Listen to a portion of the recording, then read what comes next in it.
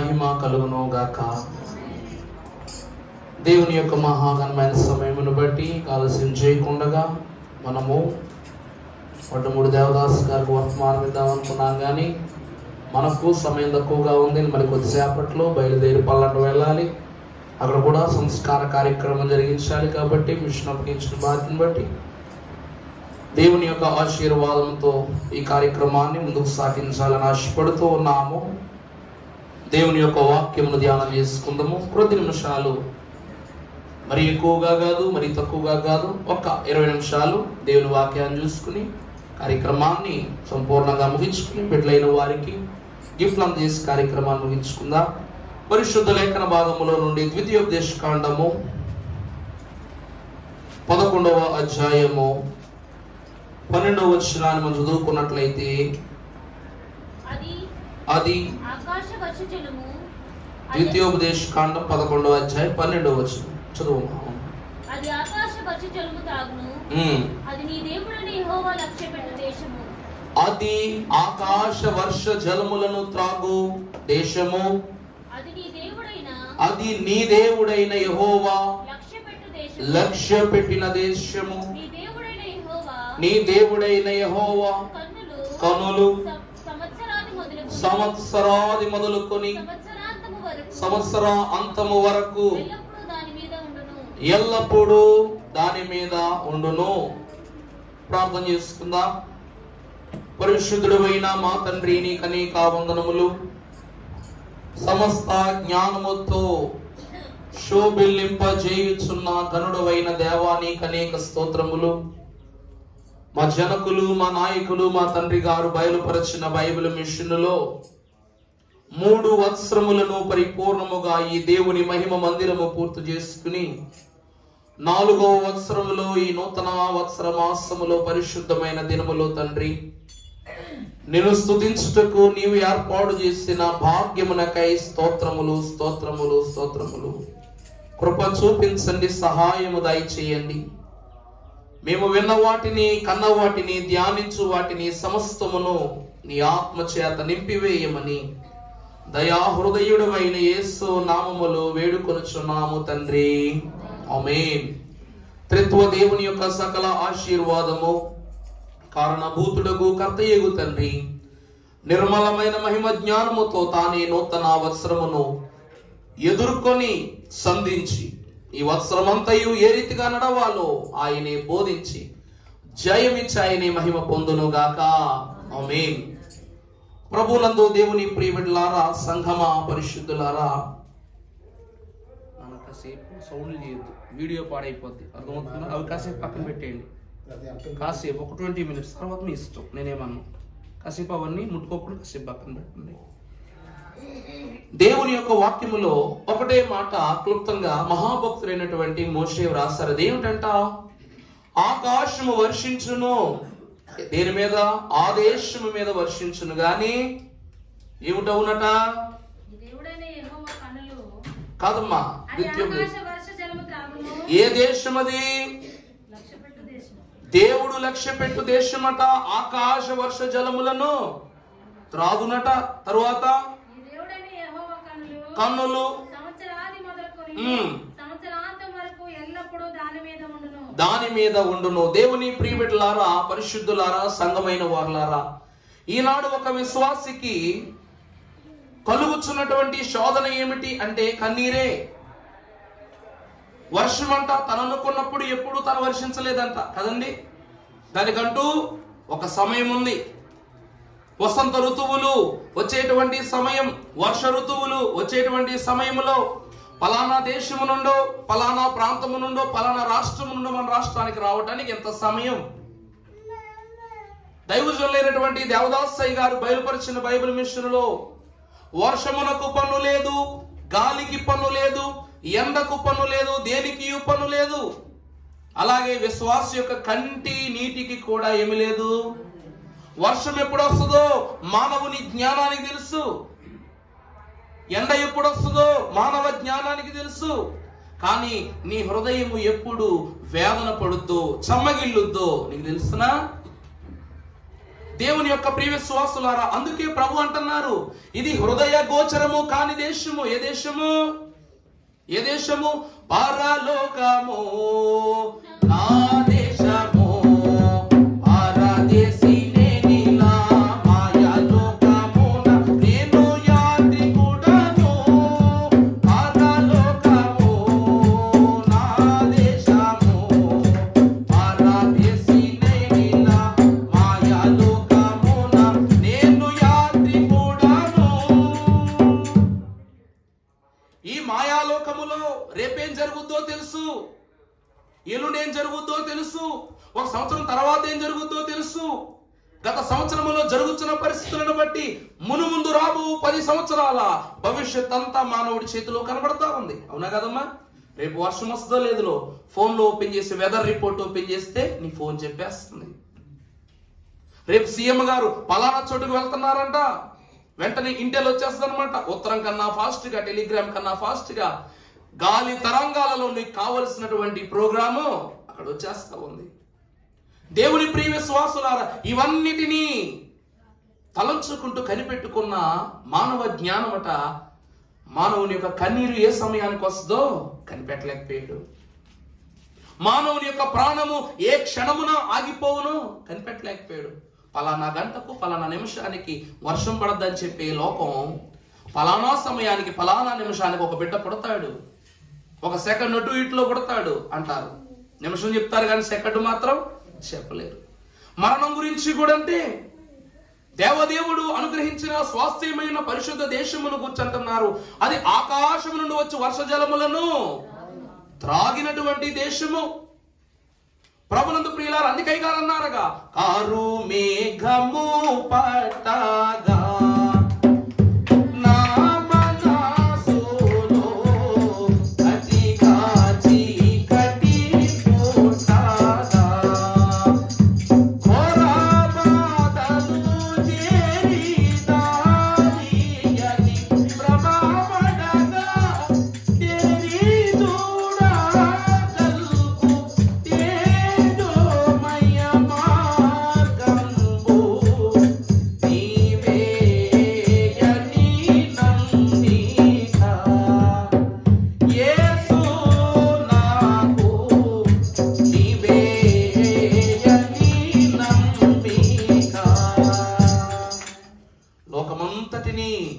ఇది ఆ సమయాన జరుగునని చూచే లోకము మానవుని వేదనప్పుడు, సంతోషము కలిగేటప్పుడు, పరిస్థితులను మారుచున్నప్పుడు ఏ కన్ను మనల్ని చూడలేదు. ఎవరి కన్ను చూస్తుందంట? ఎప్పటి నుండి అప్పటి వరకు చూస్తట? సంవత్సరాది మొదలుకొని సంవత్సరాంతం వరకు నీ ప్రభువు కన్ను నిన్ను ఎలా చూస్తూ ఉంది? కనిపెట్టుకుని చూస్తూ ఉంది. పరిశుద్ధ లేఖన భాగములో దేవుని ద్వారా ఈ నూతన వస్త్రములో 7 ఆశీర్వాదములను పరిశుద్ధులకు దేవదేవుడు మనకు అనుగ్రహిస్తూ ఉన్నాడు. మొదలుగా చూసినట్లయితే కీర్తన గ్రంథము 33వ అధ్యాయము 19వ వచనం చదువుకున్నట్లయితే, కీర్తన 33:9 19 అమ్మా. యెహోవా దృష్టి ఆయన యందు భయభక్తులు గల వారి మీద, ఆయన కృప కొరకు కనిపెట్టు వారి మీదను మనము యెహోవా పరిశుద్ధ నామమందు నమ్మిక ప్రభునందు ప్రియులారా, ఆయన కృప కొరకు కనిపెట్టుచున్న మన మీద ఆయన కృప 2024వ సంవత్సరం మొదలుకొని ముగింపు వరకు నిలిచి ఉన్నది. ప్రభునందు ప్రియ విశ్వాసులారా, ఈ లోకములో ఒక వారానికి ఉండని విలువ, ఒక నెలకుండని విలువ ఒక సంవత్సరానికి మాత్రమే ఎందుకు ఇస్తూ ఉన్నామో తెలుసా అండి? యేసుక్రీస్తు ప్రభువారు ఈ లోకములో చేసినటువంటి బోధ 3.5 సంవత్సరముల పరిచర్య జీవితం. అందులో కొంత బాప్తిస్మములో పోయింది, కొంత శిష్యులను ఏర్పాటు చేసుకోవటములో పోయింది, మరి కొంత శిష్యుల యొక్క పద్ధతులను మనోస్థితులను బాగు చేయటములో జరిగిపోయింది. ప్రభువుకు అచ్చముగా మిగిలిన సమయం ఎంతకాలం అంట? 2 సంవత్సరముల కాలమే. దేవుడు లోకములో ఉన్న వారు అందరితోనూ మాట్లాడతాడు, కానీ విశ్వాసేనట నాతో మాట్లాడతాడా అన్న సందేహం దగ్గర ఆగిపోతారు. ప్రతి ఒక్కరు అంతే. బాగా ఉద్యోగము సాగుతుంది, నాకు మంచి జీతం వస్తుంది. ఆ మనిషి ఏమైపోతాడు? దేవుడు నాకు అన్ని ఇస్తున్నాడు, నా డబ్బు, నా ఉద్యోగం పెరిగింది, నా స్తోమత పెరిగింది, నా స్థితి పెరిగింది, నా పరిస్థితి బాగుంది అంటారు. బాగుంది అని నువ్వు ఆగిపోయావంటే ప్రభు మాట్లాడే మాటలు కూడా నీ దగ్గర ఆగిపోతాయి. అంతే కదమ్మా. బండిలో ఫుల్ ట్యాంక్ పెట్రోల్ చేయించుకుని మారేడుమల్లి వరకు టూర్కి వెళ్దామని అన్నాం, వెళుతున్నాం, పెట్రోల్ ఉంది, తోలే ఓపిక లేదు అని అంటే ఏం చేస్తాం? బండి ఉంది, కండిషన్ లో ఉంది, పెట్రోల్ ఉంది, వెళదామనుకును, నువ్వు చేరాలనుకున్న గమ్యానికి వెళ్ళడానికి వెళుతున్నప్పుడు అమ్మో బండి డ్రైవ్ చేయలేకపోతున్నా అని నువ్వు బ్రేక్ కొట్టి ఒక చోట ఆగిపోయావనుకో, నీ ప్రయాణం అక్కడే అడ్డైపోద్ది. ఇక్కడ నుండి కొంత దూరము నీ సొంత వాహనము మీద, నీవు ఇష్టపడిన వాహనము మీద నడవలేని నువ్వు షకీనా మేఘమేకి పరలోకము వరకు వెళ్ళగలవని నువ్వు నిశ్చయించుకొనుచున్నావా? ఏమా మీరు నిశ్చయించుకుంటున్నారా? షకీనా మేఘము పరుపు కంటే మెత్తగా, పరిశుద్ధులకు దేవుని యొక్క స్వాస్యము కంటే గొప్పగా, విహారయాత్రలో మెరుపెన్నడు నువ్వు చూడనటువంటి గొప్ప యాత్ర, బిజినెస్ క్లాస్ టికెట్ అన్నమాట అది. షకీనా మేఘం అంటే ఏంటండి? Business class ticket.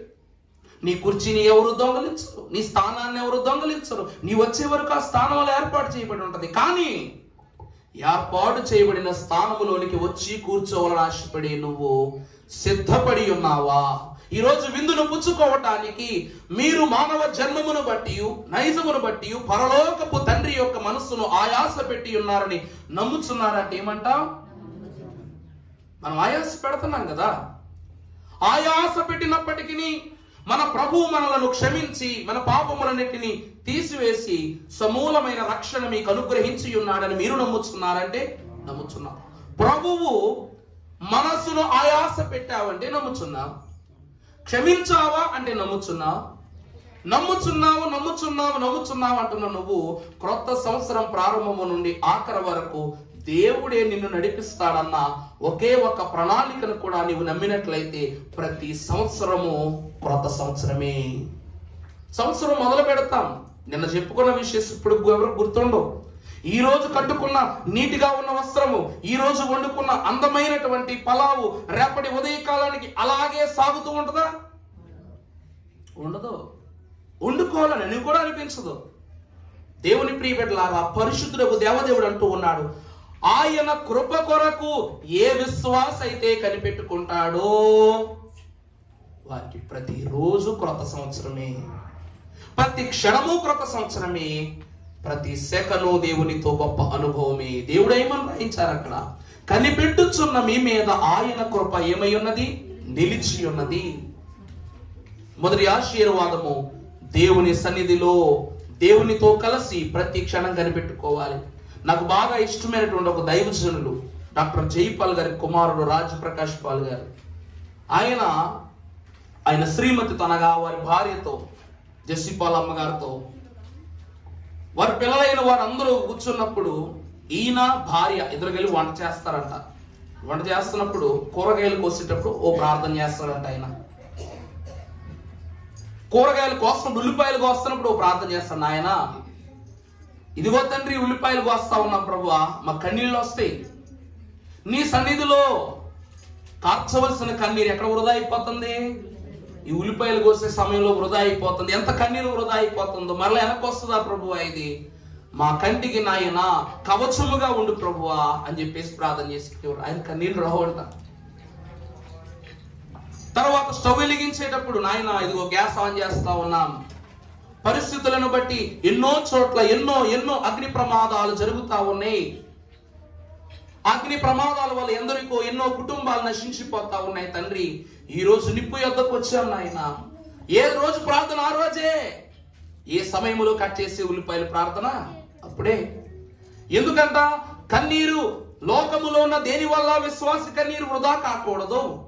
దేవుడిచ్చిన దేహమును పరిపూర్ణముగా ప్రభు కొరకే ప్రతిష్ఠించుకోవాలి. అందుకొరకు లోకములో సృష్టిలో షడ్రకు మేషక అభిజ్ఞోదుల కొరకు నీవు నిప్పును అనగా అగ్నిని ఎలాగైతే వారి మీద పడకుండా కాపాడుకున్నావో, ఇప్పుడు మేము నిప్పు వెలిగిస్తుండగా మా పరిస్థితి కూడా అలాగే ఉంచని ప్రార్థన చేస్తాం. ఎందుకంటే ఆయన కృప ఎదుట నిలిచి ఉన్న వారి మీద ఆయన కృప అధికముగా ఉంటుంది. ఉంటుంది. అదే కీర్తనాకారుడు చెప్తూ ఉన్నాడు. మొదటి ఆశీర్వాదం ఏంటండి? దేవుని కొరకు మీరు కనిపెట్టుకోండి, ఆయన కృప ఎప్పుడు మిమ్మల్ని కనిపెట్టుకుని ఉంటుంది. ఎందుకంటే మనుషులు విడిచిపెడతారేమో గాని ప్రభువా అని పిలిచిన తరువాత నీ దేవుడు మాత్రం నిన్ను చూడకమానడు. అది దేవదేవుడు మనకిచ్చే మొదటి ఆశీర్వాదం. రెండవదిగా మనము చూస్తే 2వ దినవృత్తాంతముల గ్రంథం 16వ అధ్యాయం 9వ వచనములో చూస్తే పరిశుద్ధులకు దేవదేవుడు రాయిస్తూ ఉన్న 2వ దినవృత్తాంతముల గ్రంథం 16వ అధ్యాయం 9వ వచనం, తన ఎడల యథార్థ హృదయము గలవారిని బలపరచుటకై యెహోవా కనుదృష్టి. చాలండి. ఎవరిని ఇక్కడ ఏమని తెలియజేస్తూ ఉన్నాడు? తన ఎడల మిక్కిలి ప్రేమ కలిగి విశ్వాసము కలిగి ప్రభు స్థానములో నిలబడటానికి ఇష్టపడిన వారిపై ఏముందంట? వారిని బలపరచటానికి యెహోవా కనుదృష్టి వారి మీద సంచారం చేస్తూ ఉంది. దేవుని ప్రియబిడ్డలారా, పరిశుద్ధులారా, సంఘమైన వారలారా, మహాభక్తులైన దైవజనులు ఒక పాట పాడుతున్నారు. లోకమును దానిలోని సమస్తమైన ఆశలు, లోకమును దానిలోని సమస్తమైన ఆశలు,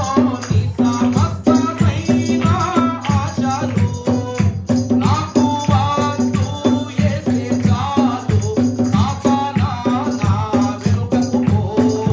నాకు వద్దు యేసే చాలు, సాతానా నా వెనుకకు పో. చాలండి. ఇలాగున లోకమును దానిలోని సమస్తమైన ఆశలు నాకొద్దు, యేసే చాలనుకున్నావనుకో, అప్పుడు ఎవరు పాడతావంట?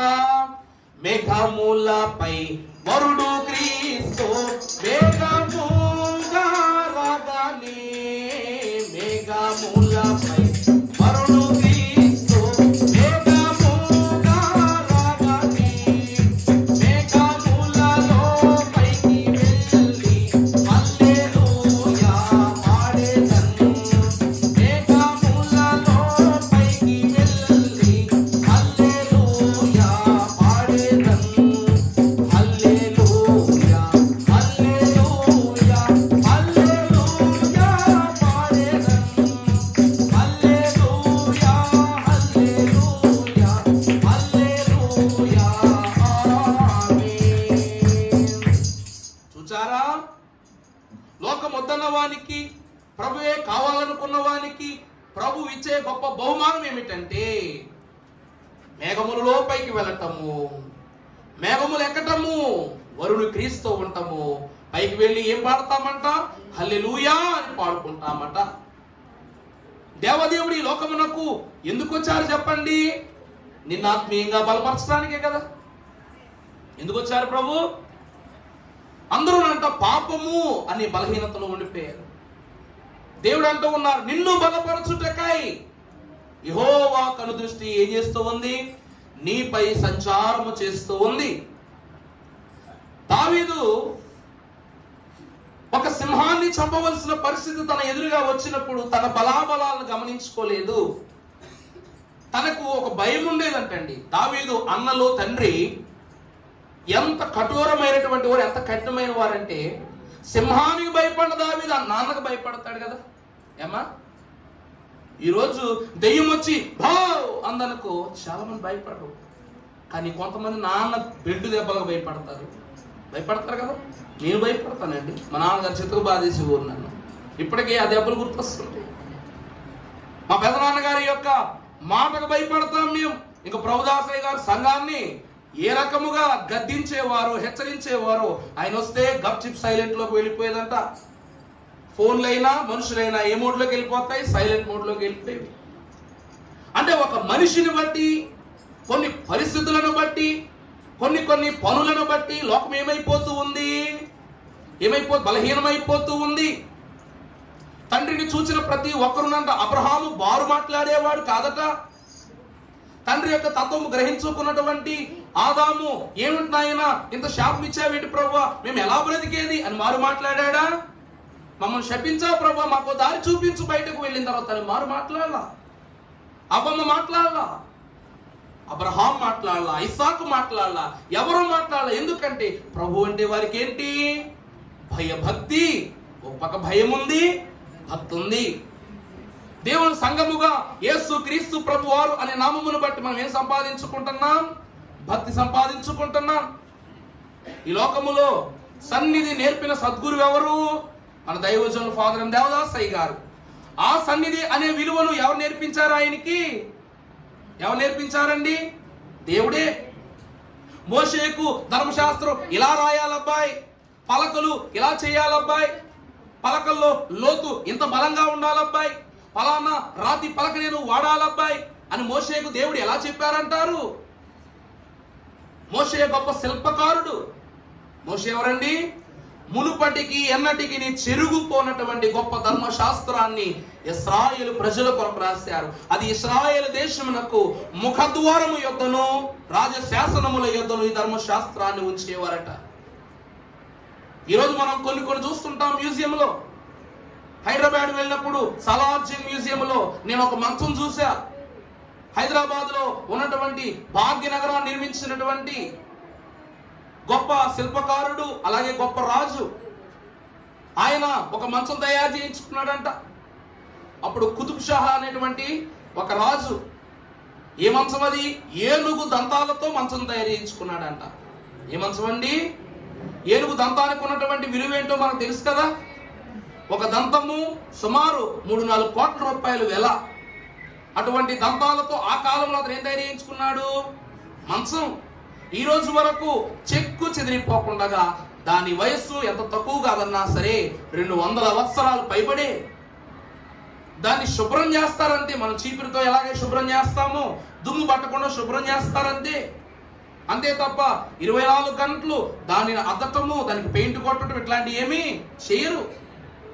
యేసు క్రీస్తు ప్రభు వారు కూడా చెరగనటువంటి రక్షణ భాగ్యమును నీ హృదయములో నిర్మించి వెళ్ళిపోయారు. ఇది తాత్కాలికమైన రక్షణ కాదు.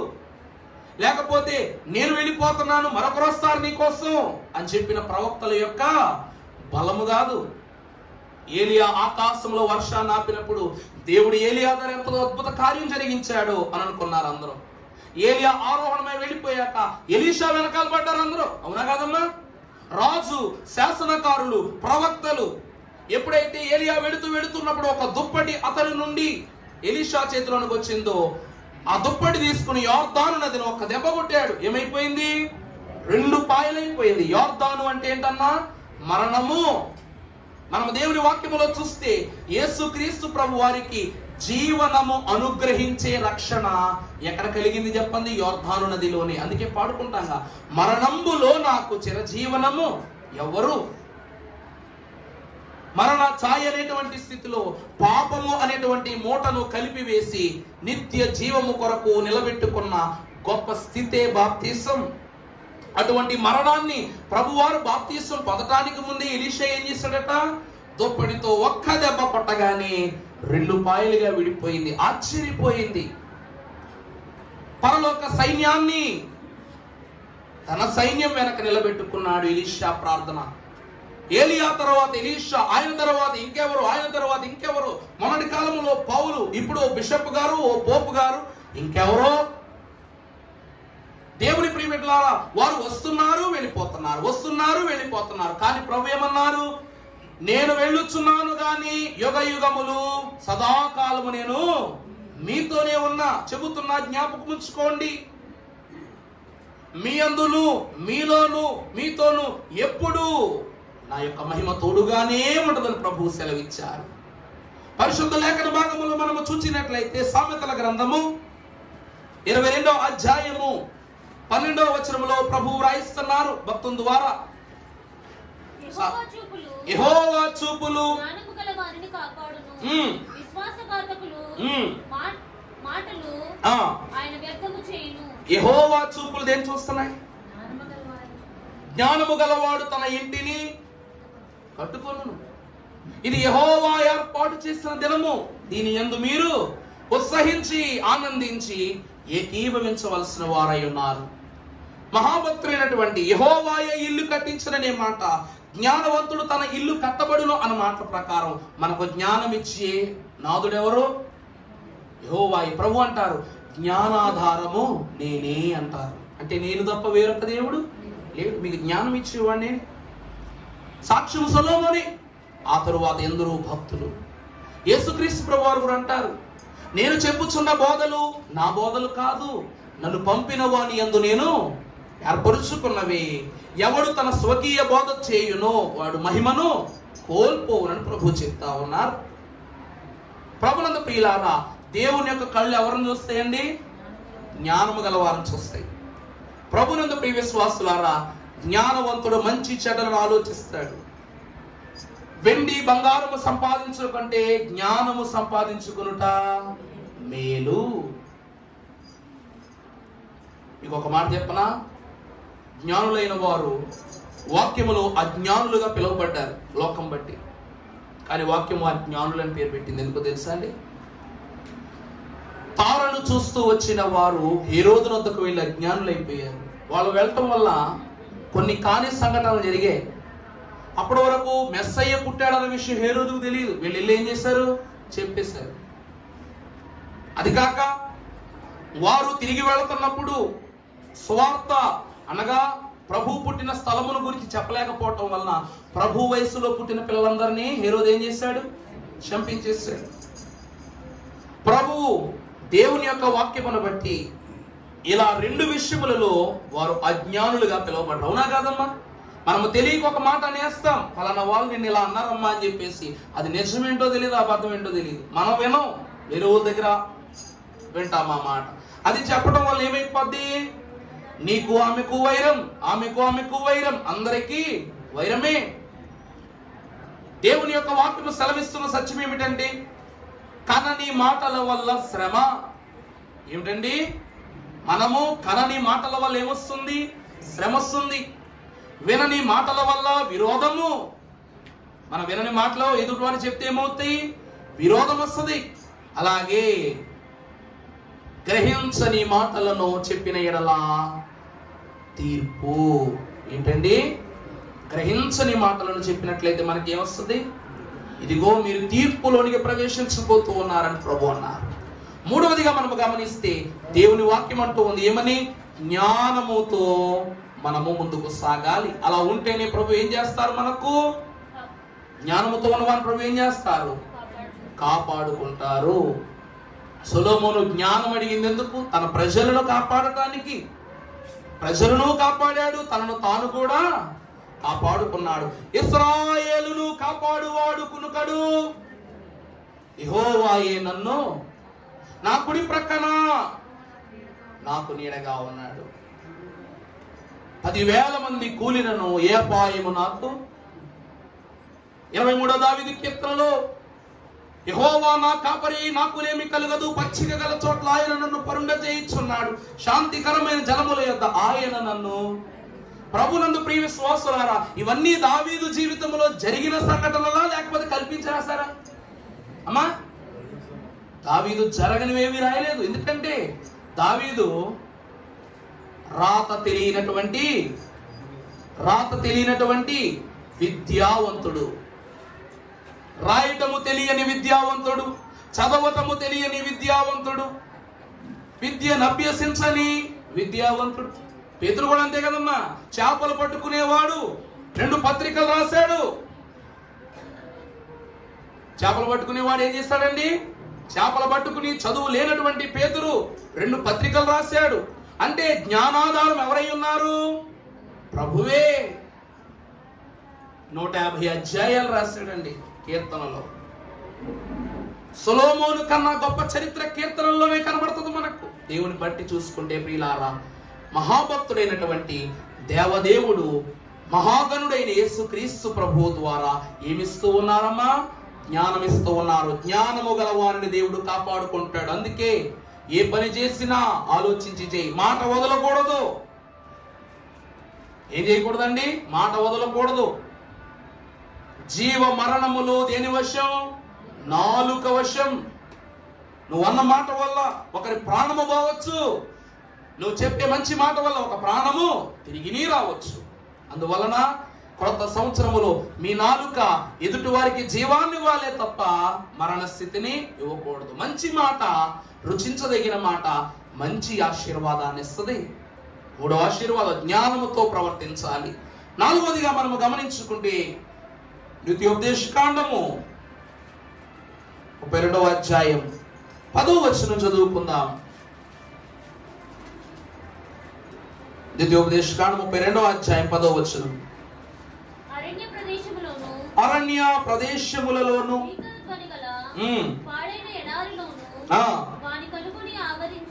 వాణ్ణి కనుగొని ఆదరించి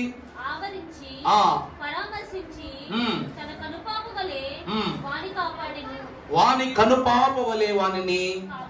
ప్రభునందు ప్రియులారా, జ్ఞానము గల వాని దేవుడు ఏం చేస్తాడంట? నువ్వు ఎక్కడున్నా ఉండొచ్చు, అగాధ జలములలో నీవు దాచబడి ఉన్నప్పటికీ, పాతాళములో నువ్వు చిక్కుకొని ఉన్నను, ఆకాశములో నువ్వు చేరుకొని ఉన్నను, దేవుడు నిన్నేం చేస్తాడు? తన కను పాపలా కాపాడుకుంటాడు. కీర్తన గ్రంథము 32వ అధ్యాయం 8వ వచనంలో ప్రభువు ఎలా ఈ జ్ఞానము ఎలా వస్తుందంట?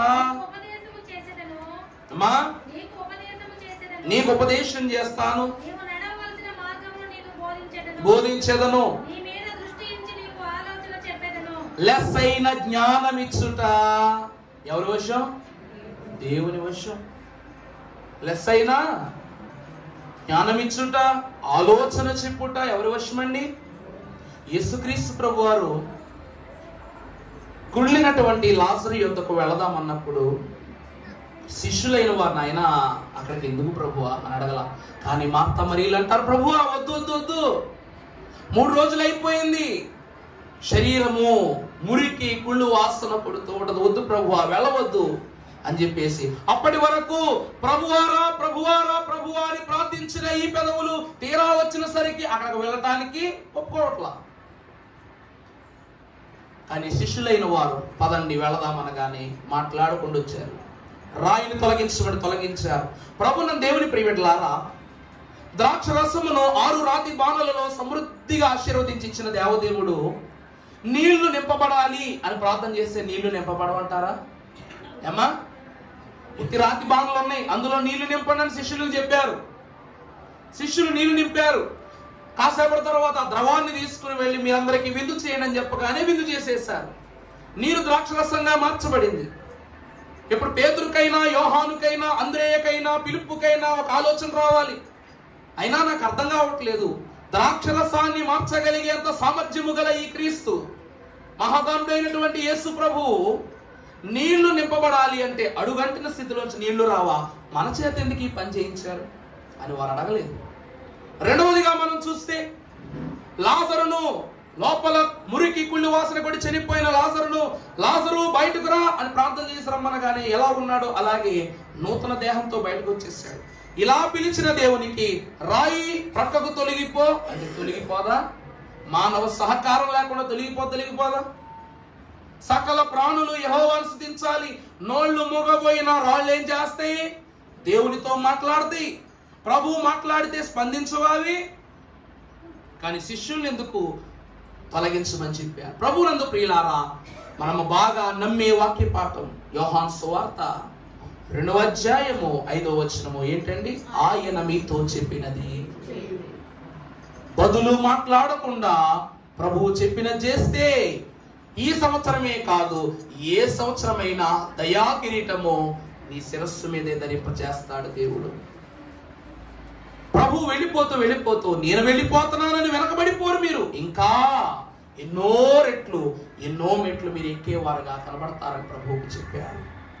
ప్రభువునందు దేవుని ప్రియబిడ్డలారా, సంఘమ పరిశుద్ధులారా, దేవుని వాక్యం యొద్దకు వచ్చిన మనం తెలుసుకోవాల్సింది ఒకటి, ఏ సంవత్సరమైనా దేవునితో మాట్లాడే సంవత్సరంగా నువ్వు మార్చుకుంటే, ఏ సంవత్సరమైనా దేవుని ఆలోచనను బట్టి సాగే మనిషిగా నువ్వు ఉంటే నీకు జయమే లభించు. నీకు విశ్వమంతట సర్వదీక్ష ప్రజల వలన నిత్యమైన మనసులు సిద్ధించు. నీకు విజయ సంపుతోలే నీకు ప్రేమా స్వరూప విజయ సంపుతోలే నీకు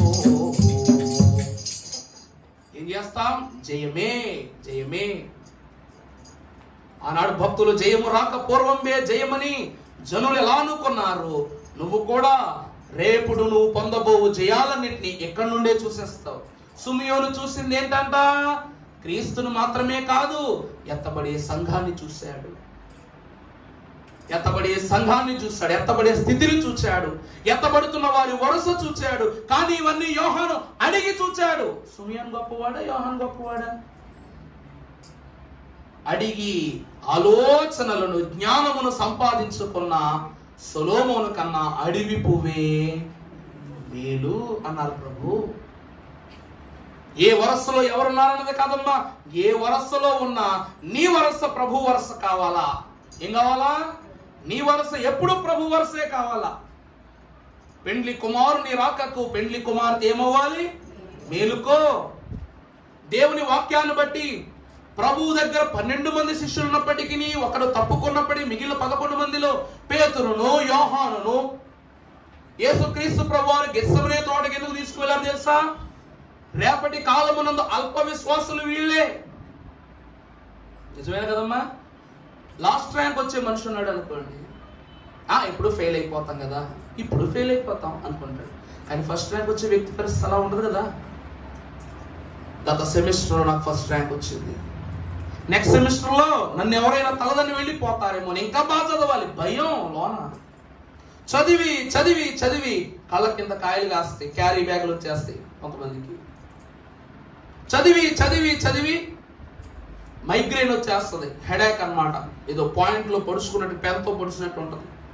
కానీ వెనక బెంచ్లో కూర్చున్నాడు అట్లా అనుకోడు.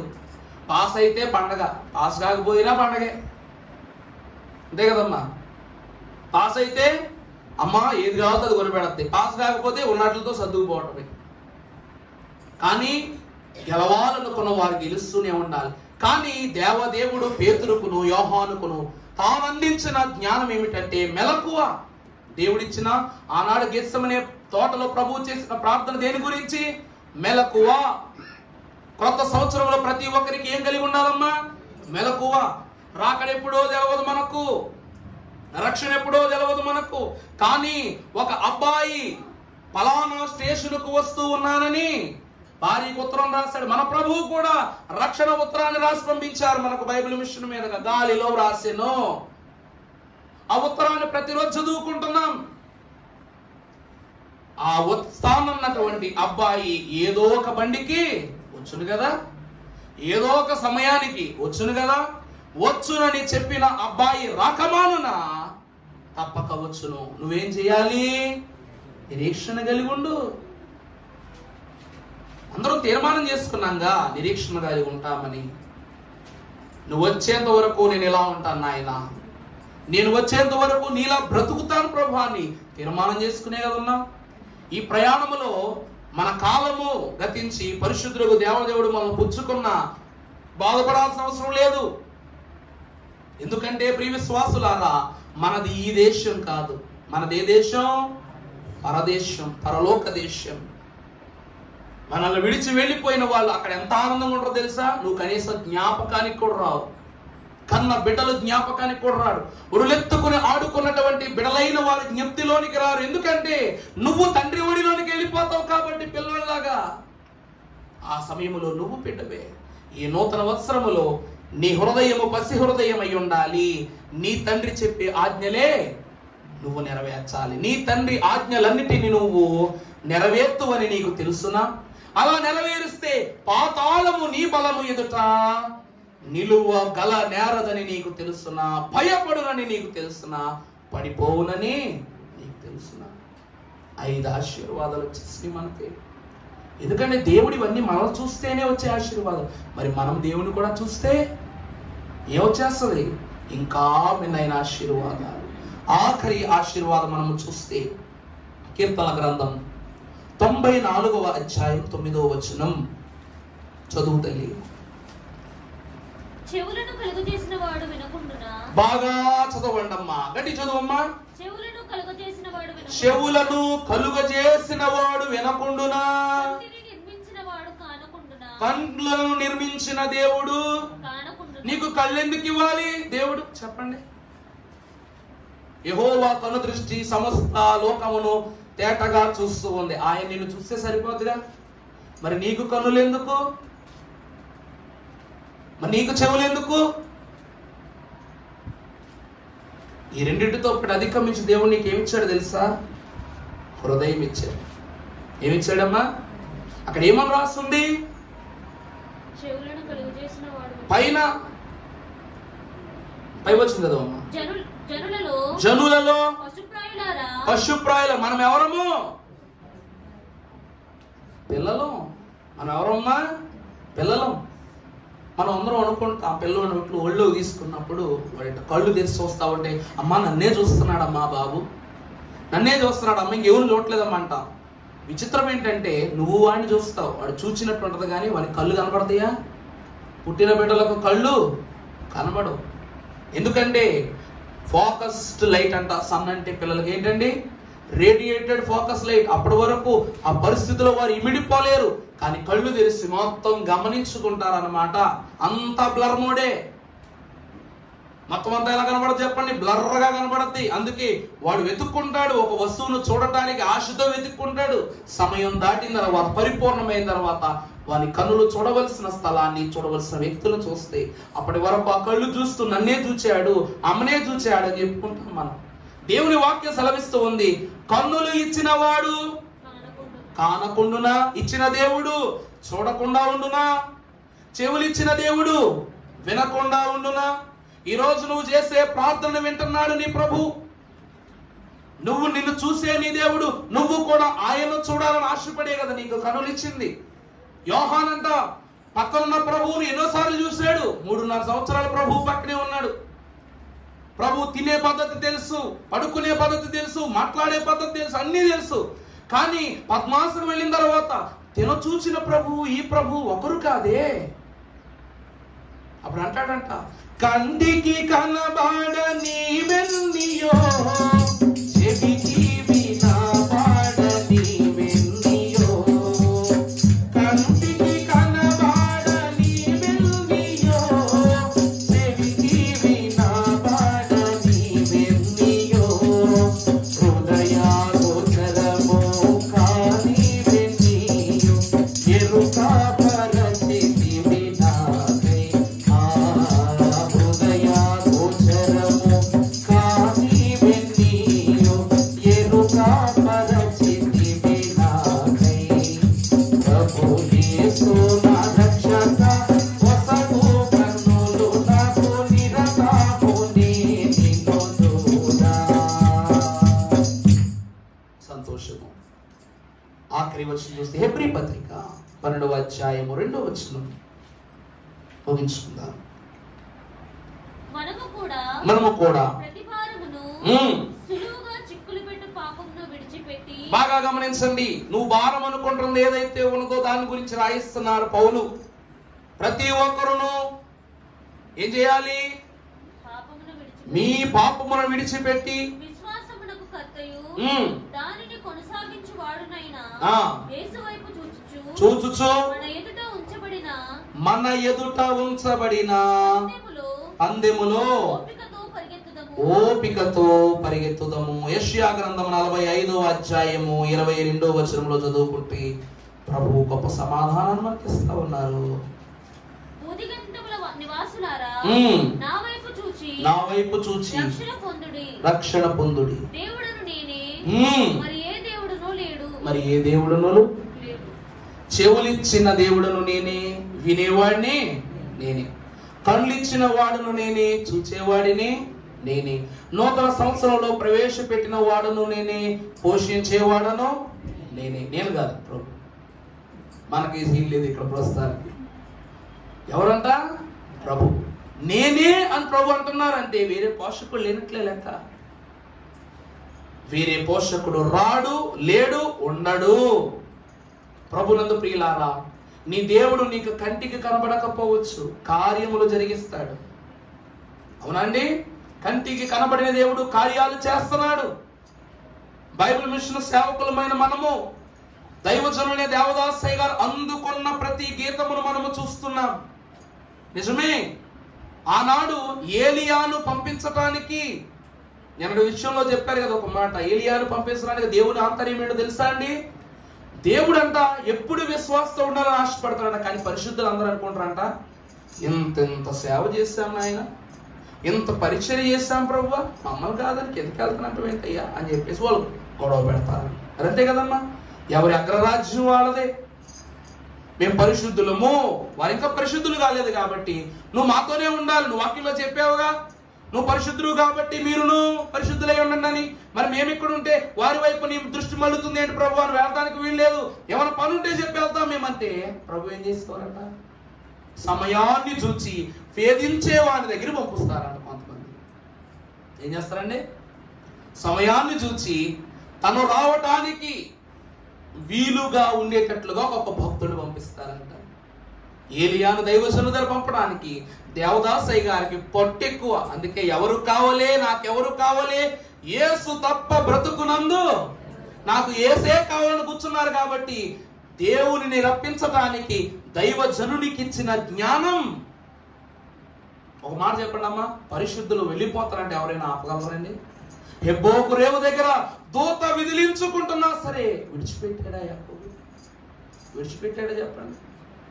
చివరికి దూత అలిసిపోయింది. చివరికి ఏమైపోయింది? దూత అలిసిపోయింది విడిపించుకోలేక. అంటే అతని పట్టు ఏమై ఉన్నది? ఉడుము పట్టు కన్నా బలమైంది అయి ఉన్నది. ఒక విశ్వాసి పట్టుకొని ప్రార్థన చేశాడంటే దేవదేవుడే స్వయంగా దిగి వస్తాడు. ఎందుకంటే విశ్వమంతటిని గావించిన నీ తండ్రి నీలో ఏం గావించాడట? తానే రావటానికి ఇష్టపడే విశ్వాసమును గావించాడు. దాంతో ప్రార్థించు.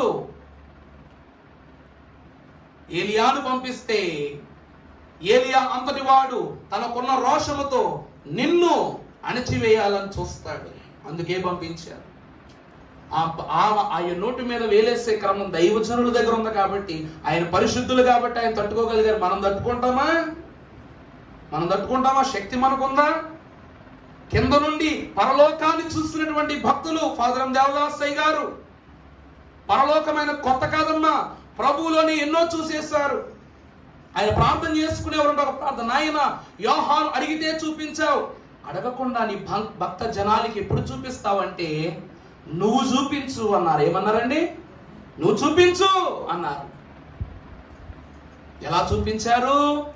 దేవా నీవు అనాది వ్యక్తివై ఉన్నావు, దైవ లక్షణములలో దేవుని రూపాన్ని, సాతాను ఎదిరించుటలో దేవుని యొక్క పౌరుషాన్ని, సమర్పణలో దేవుని యొక్క గుణాన్ని, రాకడ ప్రార్థనలో వరుడైన యేసుక్రీస్తు ప్రభు వారి యొక్క తత్వాన్ని, ప్రకటన గ్రంథ స్థుతులలో తీర్పును, ధన్యతలలో ఆశీర్వాదాలను, ఆఖరికి వచ్చేసరికి దీవెనల జాబితా ఉంటుంది. 15 దీవెనలు ఉంటాయి.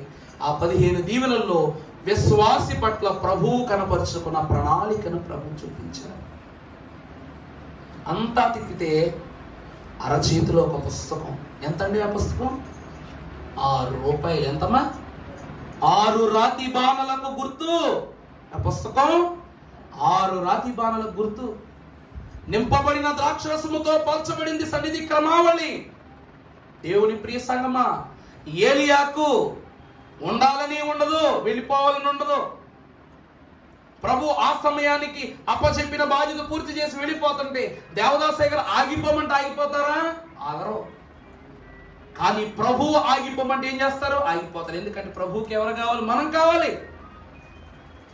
ఏలియా ఏం చేశాడు? ఆ పని చేసి పైకి వెళ్ళిపోయాక, ఎంత పని చేసావేంటి ఏలియా అని ప్రభు అడగగానే, అమ్మో ప్రభువును నన్ను ఇప్పుడు దోషిగా నిలబెట్టాడు, నాయన పరిష్కారం ఏంటంటే, పరిష్కారం ప్రభువే కింద వచ్చారు.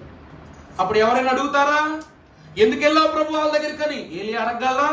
నువ్వు తప్పు చేశావు కాబట్టి కిందకి వెళ్ళాను నాయన, నేను ఆయన విడుదల చేయడానికి వెళ్ళాను అన్నారు. ఏలియాకు ఉన్న గొప్ప లక్షణం ఏంటి తెలుసా అండి? వర్షాన్ని పుట్టించగలడు, ఆపగలడు.